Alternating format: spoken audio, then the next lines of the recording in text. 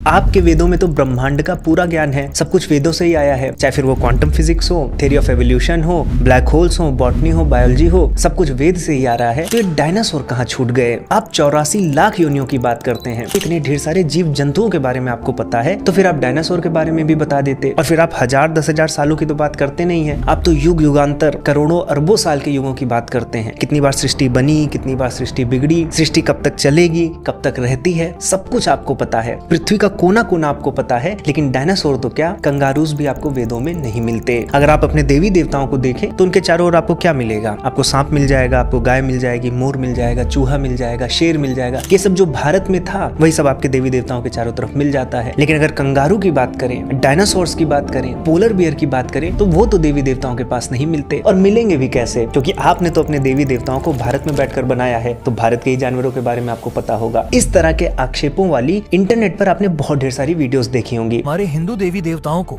लगभग सभी जानवरों की सवारी करते हुए दिखाया जाता है, लेकिन कभी भी किसी देवी देवता को डायनासोर की सवारी करते हुए नहीं दिखाया जाता। आखिर किसी भी रिलीजियस बुक में डायनासोर का मेंशन क्यों नहीं है? क्योंकि जब ये धर्म लिखे गए थे तब उन्हें पता ही नहीं था कि डायनासोर नाम का भी कोई जानवर होता है। अच्छा, मुझे एक बात बताओ कि कभी भी किसी रिलीजन की रिलीजियस बुक्स में डायनासोर्स के बारे में मेंशन क्यों नहीं है? और अगर नहीं भी देखी है तो अब ये सवाल आपके मन में घर कर गया होगा। अब आपको इसका उत्तर चाहिए। तो साथियों, आप सभी का हाइपर क्वेस्ट के इस बहुत ही विशेष एपिसोड में स्वागत है। आज हम ये देखने का प्रयास करेंगे कि जिन वेदों को सभी ज्ञान का स्रोत कहा गया है, उनमें हमें डायनासोर्स, कंगारूज और पोलर बियर क्यों नहीं मिलते। तो साथियों, आप सभी हाइपर क्वेस्ट को सब्सक्राइब कर ले, बेल आइकन को दबाकर नोटिफिकेशंस भी ऑन कर ले, जिससे सनातन धर्म की सबसे अच्छी वीडियोस आपको सबसे पहले मिले। तो चलिए अब बिना किसी विलंब के प्रारंभ करते हैं।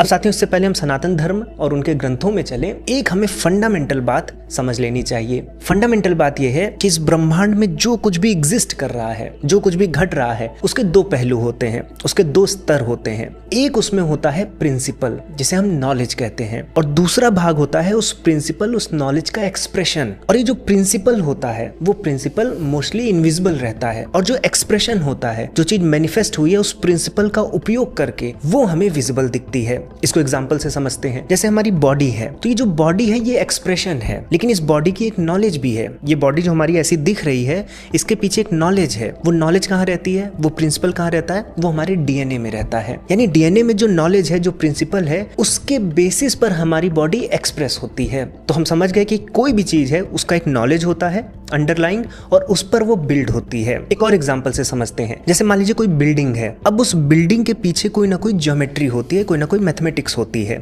बिना उसके आप बिल्डिंग नहीं खड़ी कर सकते। तो जो मैथमेटिक्स है वो प्रिंसिपल है। उस प्रिंसिपल को एक्सप्रेस करके, उसको एक्चुअलाइज करके हमने वो बिल्डिंग खड़ी की है। अच्छा, अब आप सोचिए कि मान लीजिए इंग्लैंड के किसी शहर में एक चर्च खड़ी है, तो उस चर्च को बनाने के लिए चर्च के पीछे कोई ना कोई मैथमेटिक्स अवश्य होगी। इसका मतलब यह है कि बिना मैथमेटिक्स के आप चर्च नहीं बना सकते। लेकिन अगर कोई ये कहे कि जिन देशों में चर्च नहीं है वहां पर मैथमेटिक्स नहीं होगी, क्या ये बेवकूफी भरा स्टेटमेंट नहीं होगा? क्या हिंदुओं को मैथमेटिक्स नहीं आती थी क्योंकि हिंदुओं के देश में चर्च नहीं मिलता? तो ये आर्गुमेंट बहुत वीक है। यहाँ पर हो क्या रहा है कि मैथमेटिक्स वो प्रिंसिपल है, जिस प्रिंसिपल का उपयोग करके इंग्लैंड वालों ने चर्च बनाया, और हिंदुओं ने उसी मैथमेटिक्स का, मैथमेटिक्स में डिफरेंस नहीं है, उसी मैथमेटिक्स का उपयोग करके मंदिर बनाया। तो मैथमेटिक्स एक प्रिंसिपल है, उससे बनने वाली जो बिल्डिंग है वो एक्सप्रेशन है। और इससे हमें क्या समझ में आ रहा है कि जो प्रिंसिपल होता है वो प्रिंसिपल यूनिवर्सल होता है, वो समय और स्थान से नहीं बदलता। मैथमेटिक्स नहीं बदल जाती, चाहे आप ऑस्ट्रेलिया जाए, चाहे आप अमेरिका जाए, चाहे भारत में रहे। लेकिन ऑस्ट्रेलिया में जो बिल्डिंग्स का स्ट्रक्चर है, जो इंडिया में बिल्डिंग्स का स्ट्रक्चर होगा, और जो यूएस में होगा, उसमें डिफरेंस हो सकता है। यानी कि जो एक्सप्रेशन है, जो मैनिफेस्ट होता है,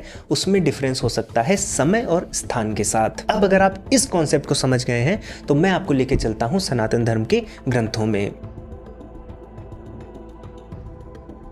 अब साथियों, जो ज्यादातर लोग सनातन धर्म के साथ भी गलती करते हैं वो यही करते हैं, वो एक्सप्रेशन को देखकर प्रिंसिपल को जज करते हैं। जबकि आप अगर सनातन धर्म में ग्रंथों की व्यवस्था को देखेंगे तो वो भी दो स्तर में ही बांटी गई है। कितना ब्यूटीफुली बनाया गया है। वो दो स्तर वही हैं, प्रिंसिपल और एक्सप्रेशन। प्रिंसिपल को हमारे यहाँ श्रुति कहा गया है, जिसमें वेद और उपनिषद आते हैं, और जो एक्सप्रेशन है, जो मैनिफेस्टेशन है, उसको स्मृति ग्रंथ कहते हैं, जिसमें हमारे इतिहास, पुराण, धर्मशास्त्र आते हैं।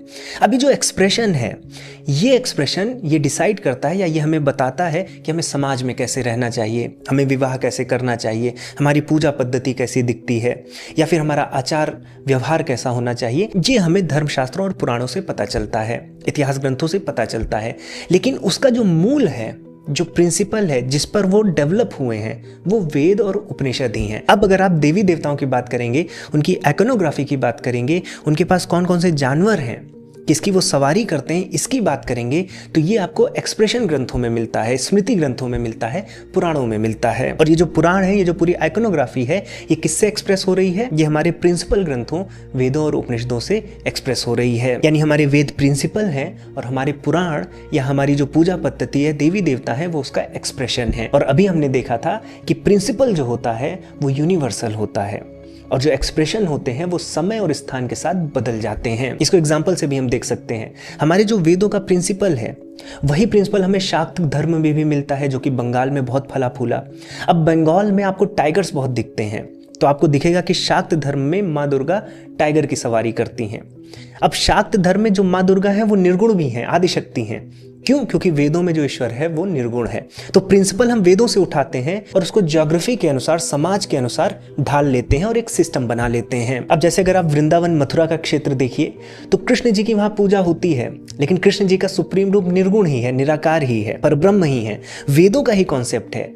लेकिन मथुरा, वृंदावन और ये जो एरिया है, इसके पास आपको मोर दिखते हैं, गाय दिखती है, इसलिए कृष्ण जी के साथ मोर और गाय को दिखाया गया है। ऐसी जो डिफरेंट डिफरेंट ट्रेडिशंस होते हैं, जैसे नागा ट्रेडिशन, तो वहां पर जो नाग है, चूंकि वो उनकी प्रकृति का हिस्सा है, तो नागों के अंदर ही वो कॉस्मिक एनर्जी को देखा गया है। तो अगर वेदों को, जो वैदिक प्रिंसिपल है, वो ऑस्ट्रेलिया के किसी रीजन में, ऐसे रीजन में जहां कंगारू पाए जाते हैं, वहां एक्सप्रेस किया जाता, वहां के समाज में डेवलप किया जाता, तो वहां भी आपको ऐसे देवी देवता अवश्य देखने को मिलते जिनकी सवारी कंगारू होती। तो जो देवता है, देवी देवता, ये प्रतीकात्मक रूप से उसी वैदिक प्रिंसिपल को शो करते हैं और उस पर्टिकुलर रीजन में पॉपुलर हो जाते हैं। तो जो हमारे वेद हैं, वो प्रिंसिपल्स हैं, वो अस्तित्व के नियम हैं। ये जो हमारा जगत है, इसकी अल्टीमेट रियलिटी क्या है, वो ऐसे विषयों पर बात करते हैं कि आत्मा क्या है, ईश्वर क्या है, जीव क्या है, ब्रह्म क्या है।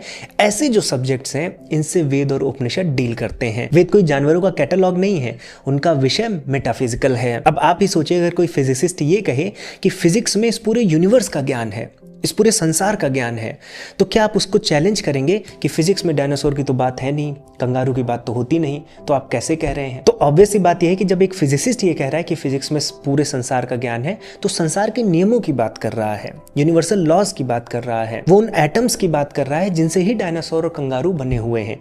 ऐसी जब वेद मेटाफिजिकल सब्जेक्ट्स की बात करते हैं, आत्मा की बात करते हैं, ब्रह्म की बात करते हैं, तो ये उन्हीं की बात कर रहे हैं जिनके बिना डायनासोर या कंगारू नहीं होते। तो हमें वेदों के विषय को समझने की आवश्यकता है।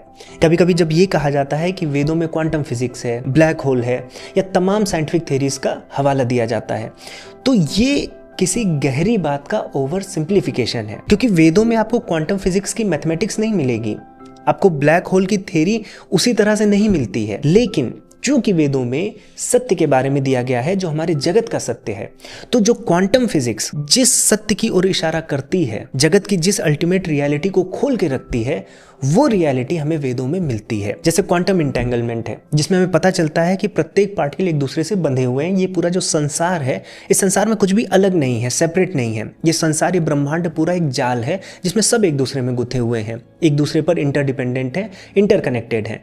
ये बात हमें वेदों में मिलती है, जहाँ पर इंद्रजाल कहा गया है, जहाँ पर एकत्व की बात होती है, जहाँ पर यह बोला जाता है कि सब कुछ एक ही आत्मा में है और सब में वही आत्मा है। तो ये इंटरकनेक्टेडनेस हमें वेदों में दिखती है। तो जो घटनाएं जगत की फिजिक्स में हम पढ़ रहे हैं, अगर वो घटनाएं इस जगत के किसी गूढ़ सत्य को बताती हैं, तो चूंकि वेद भी उसी सत्य की बात कर रहे हैं, तो उस सत्य पर हमें एक पैरेलल देखने को मिलता है कि भले हम विज्ञान से उस सत्य की तरफ जाएं या वैदिक ऋषियों के माध्यम से उस सत्य की तरफ जाएं, चूंकि सत्य एक ही है, तो वहां हमें पैरेलल मिलता है।